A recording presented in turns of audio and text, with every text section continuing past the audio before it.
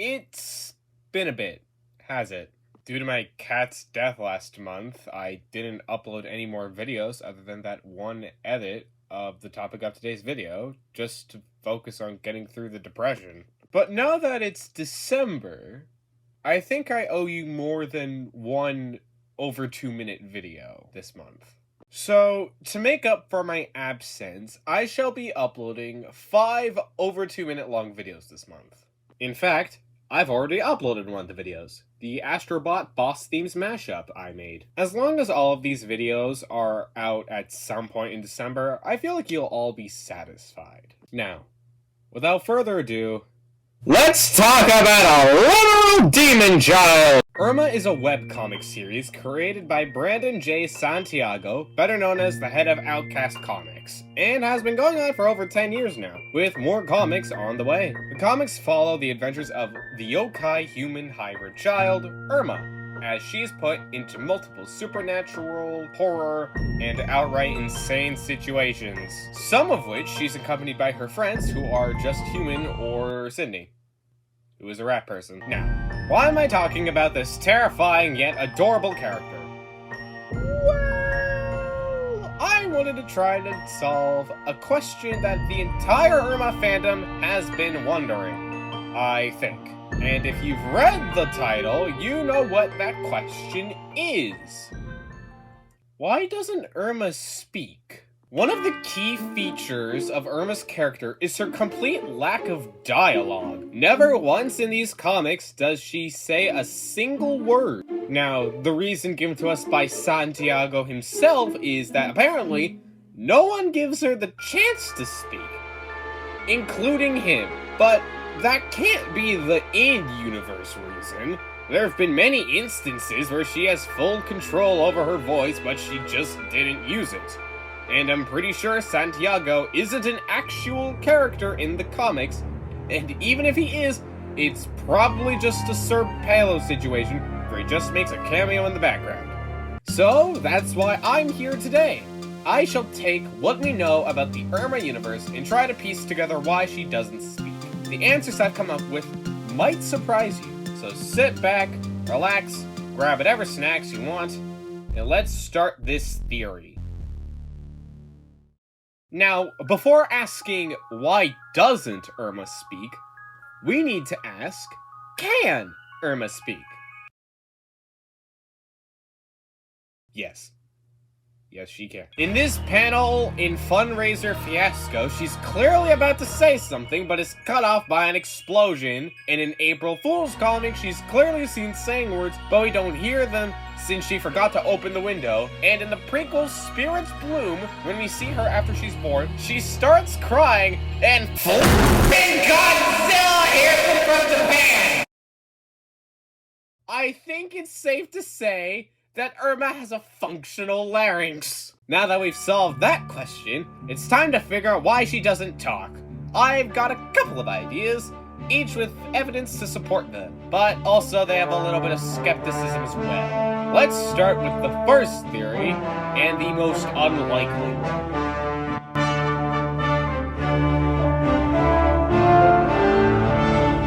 Erma having a speech disorder was an idea I came up with after hearing about the Erma is mute theory.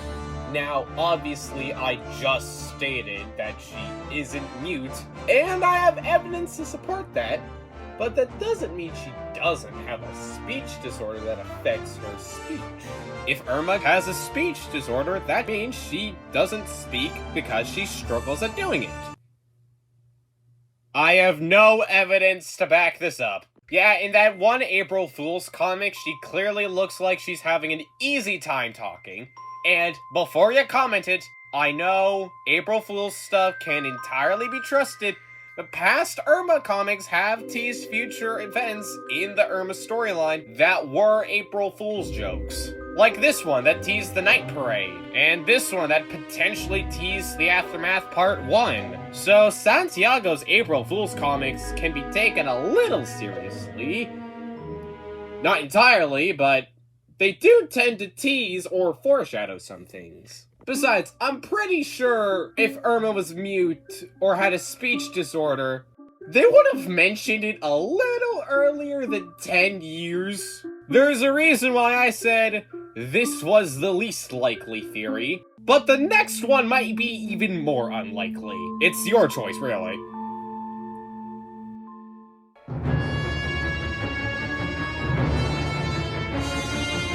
For those who don't know, in Spirits Bloom, the Erma prequel comic, we're introduced to this invisible hat guy who I'm pretty sure doesn't have a name.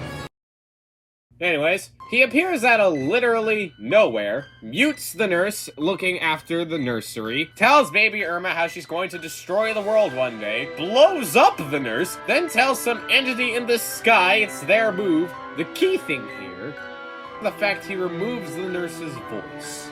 This led to a lot of people believing he cursed Erma when he was holding her, taking away her ability to talk. Yeah, this theory is as likely, if not less likely than the previous one. 'Cause we've established she can speak, she has a speech bubble! This next theory, however, should be a little more likely. Hopefully. Huh? Yeah, even though I said Santiago's reasoning is probably not the in-universe reason she doesn't talk, I gotta admit, there is evidence to support his statement.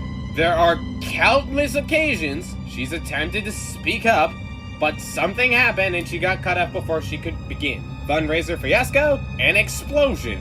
That April Fool's comic, a window. The search? This is where the theory's problems come in. There are times where she is cut off, but there are other times when she could have easily just said, "Oh hey, I want to find my Aunt Rin," or "Oh hey, I like this show too." So yeah, this theory has evidence to support it, but it also has evidence to dismiss it. She can talk. We've established she can talk. Is she shy? Did she just think showing them was the better Oh, wait.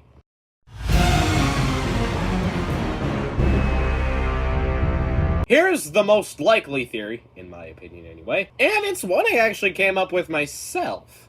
What if Erma just chooses not to speak? Maybe she just finds it easier to talk when there's no other way to explain something. It explains why she drew her aunt to tell her mother what she was thinking. It explained why she showed off her powers to the housepawn, rather than just telling them.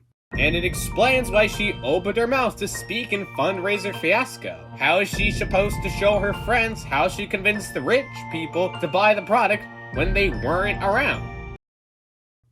Other than the explosion, but that could have just been set off on accident. Erma just being shy and choosing not to speak unless it's necessary is also pretty common in real life. Many kids would choose to stay quiet and only speak when they need to just because they're shy. Really, the only wrench in this theory is the fact she's not that shy.